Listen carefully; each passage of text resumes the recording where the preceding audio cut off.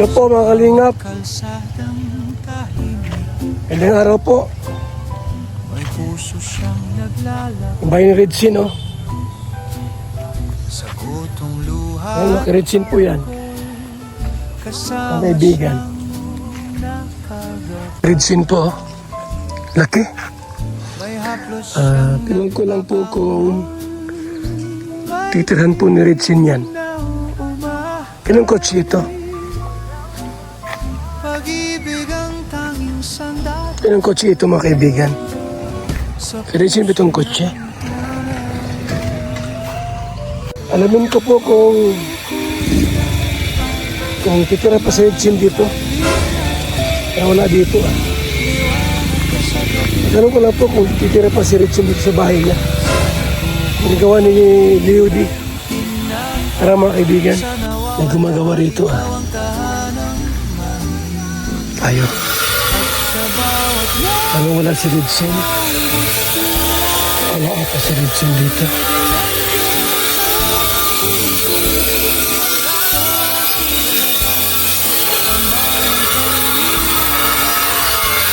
Yung bahay ito, oh.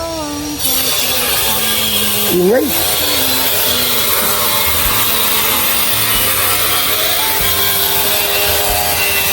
Parehas puti pa ng kulay, oh. Si Doktor na po. Anyo si Redsin? Wala, kuya. Redsin, wala dyan? Wala si Redsin? Andyan? Saan yung kotse yun? Boss, kotse mo yun? Anong malita? Si Doktor Love daw yung maalis na dyan. Maalis na nga po eh. Kung kailan. Ikaw yun, dyan ka pa rin matitira? Hindi ko din alam po yan eh. Pinag-iisipan ko pa. Ha? Nagbabantay pa rin naman ako dito. Si Dr. Love, anong balita? Alis daw dyan. Naghakot lang po yata ng mga gamit niya. Naghakot na. So sabi ko, kasama ka sa... Nadamay ka doon sa awayan na nangyari. Oo nga po eh. Pero pinag-iisipan ko pa naman kung titira ako dito. Kung sabihin mo, Sir Leo, umalis ako dito. Wala pa sinabi sa inyo? Wala pa man. Pag sinabing umalis, alis ka. Saan ka lilipat niyan? Doon pa rin sa bahay na umampahan. Sabi may lupa ka raw sa Kasikap na bininta mo. Opo. Bininta mo na. Bininta ko para makapag-start ako ng paggawa dito. Ibig sabihin, meron ka ring binigay dito? Meron. O paano yan pagka pinalis kayo? Hindi ko po alam kung ano. Magkano ang naiambag mo dyan? Yung pinagbentahan ng lupa ko doon ko mga nasa 100, ano yun, Malaki-laki. 125 pala, kasi hati kami doon. Magkano? 125. Aba, malaki-laki rin pala, no? Tapos pag pinalis kayo ito, paano yung babawiin mo yung pera? Opo, siguro, kasi wala mo nang Simula. simula. Pag sinabi ni Leo din na Redsin, diyan ka na lang titira ka. Siguro po yun, kasi pag mag-iipon ako ng pagsarili kong Mag-iipon ka na, tapos, ayun. Pag nakaipon ako siguro, maalis na ako dito. Si Dr. Laman, may naipon to? Wala pa. Wala pa kuya, wala mong sweldo.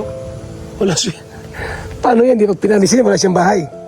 May yung dating inuupahan. Ay, inuupahan. Hindi man makakaipon kuya pag ganitong mahinang bisa. Kaya nga sabi ko, pinalis kayo dito ni Leo D. Paano yan? Tsaka ititira, kawawa naman kayo. Final na ba yun? Napalisin kayo? Final na yan? Hindi pa naman po nag-decide ng maayos. Wala pang formal na usapan sa inyo? Kung titira ako dito, hingi ako ng kasulatan. May kasulatan? Oo. Gusto Gusto ko yung may kasulatan. Kung sabihin, Redsin hanggang gantong taon ka lang. Ay, yun lang. Yun lang. Pag sinabi niyang habang buhay ka dyan, di, maganda yun. Titira ka. Parang kalima, taon-taon lang kasunduan. Every year lang yung kasulatan, okay lang. Every year lang? Eh, parang isang taon lang yun. Kasi kung magre-renew ka, baka hindi ka na pa-renewin. paano pag yun ang usapan? Mahirap yung kuya. Para kang nagbayad ng ng BIR. Hindi kasi, halimbawa, habang buhay, lifetime. Yung, siyempre, hindi papayag yun dahil pagka magka-problema, paalisin ka. Yun na nga. Mas maganda kasi yung may kasulatan kami. Pero hindi naman siguro abang panahon. Hindi masiguro. Mga ilang taon ang gusto mong kontrata. Hindi ko, bahala man siya kung ilang taon. Ikaw kuya, sa tingin mo mga ilang taon, ikaw na lang mag... Mga 5 years. At least may naipon ka ng pera. Oo, may naipon ka ng pambahay mo din. Kaya di ako makapag-vlog kasi babantay ako dito. Kaya sabihin naman ni Leo D, yung pera mong naiambag dyan, bayad na yun sa pagtira mo dyan. Pwede yun. Pwede yun. Kasi nagtira ka eh. Kung parang bayad ko na yun doon kuya sa ano, sa pagtira ko sa loob ng 5 taon. Yun. Ano kaya matulong si Leo D kay Dr. Lab pag napabahay siya? Palagay mo. Mabait man yung kuya. Mabait yun? Matulong pa rin siya sa amin pag magkaroon kami ng pero di ba man sigurado. Pero wala ka pang kasiguruhan kung titira ka dito. Wala. Ano sabi ng asawa mo? Ayaw na din nga sana kasi Ayaw niya na sana dito? nagkaroon sila ng parang na-trauma din sa nangyari kay Doc. So parang ayaw na. Ano sabi mo? Sabi ko sayang naman Kung aayaw siya, oo. ang bihira ano. Sana kahit ilang taon lang makatira kayo dyan. Ilang taon lang. Makaipon lang ako ng pang sarili kong ano. Yun. Pang down baga sa mga lupa na hulugan. Okay, Maganda itong bahay mo yun. maganda nga. Tapos na ba yan? Di pa. Sa loob po tapos na. Sa loob. Dito na lang. Di mo na i-vlog yan? Bawal daw i-vlog yan. Bawal po nga. Kaya nga, baka magalit sa akin, i-vlog ko. Awahin ako. Pero bawal. Sabi nga bawal. Kaya kami naman, sabi ko paano kaya yung paano kami magbablog dito kung bawal. Bawal mag-live. Bawal mag-live pa. Yung mag-live sa loob, bawal. Paano kayo magla-live ko yun? Nasa labas na lang. Kaya nga.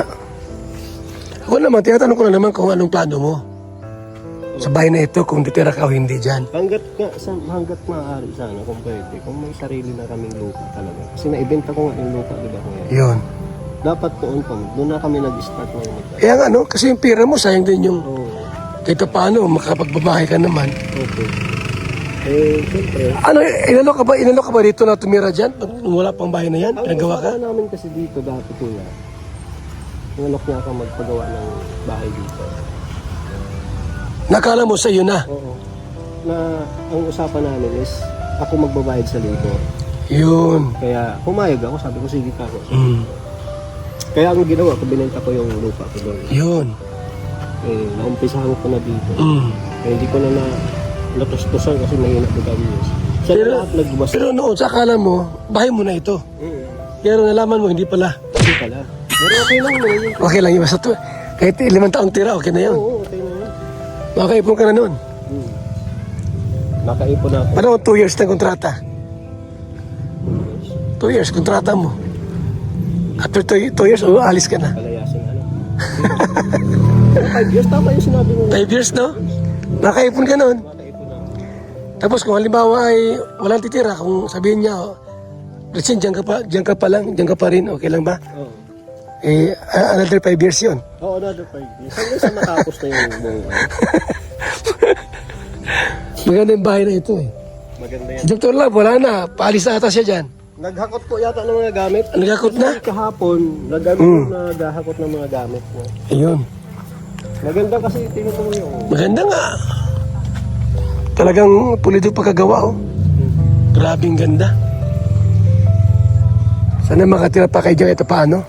Siya nga po. Kahit 5 taon man lang. Ano? Makaranas ng bahay na maganda. Ay, oo. Kasi yung bahay namin, tuluan eh. Kaya nga ni. O sige. Ha? Inalam ko lang kung anong balita sa'yo. At kasi sa mga ano baga, sabi ng Dr. Lab, di ka na raw titira dyan. Yung pala, wala pang formal na usap. Oo po, wala pa Wala pang formal na usap, no? Yun. Pero ano naman, kung sabihin niya naman na hindi, wala naman kami magagawa. Sa bagay, bayan naman niya yan. Nadamay ka kay Dr. Lab ay. Ano? O yung galit kay Dr. Rob, Nadamay ka. Pero okay na ngayon. Di pa tapos. Kay Dr. Lab. hindi pa po yata nag-uusap kasi. Nag-usap pa rin po. O sige ha. Pa naman sila nagbabati. Di pa rin. Ang bihira yan. Di pa rin ngayon. Ikaw, wala problema doon. Wala man ako. Walang problema. Wala ako nakikipag-away ko. Yun, tama. Kasi kung nakikipag-away ako din, parang na naman palayasin. Hindi man ako nakikipag-away sa mga... Ay, tama yun. Tama yung ginawa mo. Huwag ka makisaw-saw. Hindi ako nakikisaw sa usapan nila. Usapan nila. Usapan, sila lang dalawa. Yun, huwag ka lang Kaso nga idamay. lang kuya, ang mali kasi minsan yung ibang viewers. Pag ginat sila kay Doc, galit din sila sa akin. Yun, isinasama ka eh. Oo, lagi nakadikit ko pangalan ko pag Kay Dr. si Doc, mas din ako. Bas ka rin. Pati sa IDC, bas ka rin. Pambira yan. Yun ang mahirap din. Ano mahirap doon? Bas ka, binabas ka nila. Pag binabas si Doc, kasama ka. Pag si Doc ang labas, automatic nakadikit yung pangalan ko doon. Kasama ka na rin. Oo. Kambal to ko kayo ay magkasama kayo palagi. Wala si Doc dyan eh. Wala po. Wala. Alis ko. Alis? Yata si Darling. Ah, ganun ba? Ano? O sige na, tumuulan na. Ha? Sige po kuya. Sige, salamat. Madyang ka kayo, ano? Maalis na rin ako. Maradyo. O sige, i-confirm ko lang po kay Ritsin kung anong plano. O siya titira ba dyan sa bahay na yan? Kasi narinig ko po at nalaman po natin na sila po ay pinaalis na po dyan yung biyari. Ano po. So yan ang ating nalaman ngayon. Maraming salamat po sa ating lahat. Mga kalinga, babay muna. And God bless po. Salamat! Mga kalinga. Mga Kalingap, may gusto lang pong i-introduce sa inyo. VSM Kalingap Cafe. Sobrang laking tulong po nito sa kalusugan and marami pang iba. So sana guys, supportahan nyo. Makakatulong yun sa health niyo. And syempre, supportan natin si Global Santos. Sobrang sarap, sobrang healthy. So saan ka pa? Tara guys!